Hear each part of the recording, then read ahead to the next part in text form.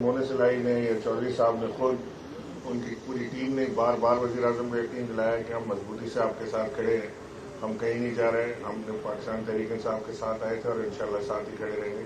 मैं आपसे कह रहा हूँ ना, बड़ा इंटरेस्टिंग डे होगा।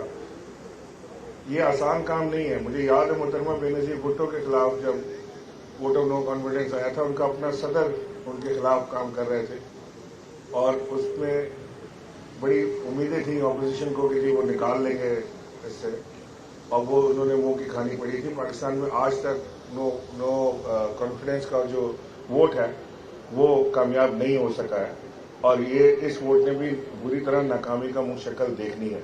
अब ऑपोजिशन जो है वो खान साहब की बात के बाद बौखलाई हुई है, क्योंकि अब इस नो कॉन्फिडेंस के मूव के बाद गवर्नमेंट जो है वो होम्योपैथिक मोड से निकल के अब सर्जरी के मोड में जाएगी इंशाल्लाह।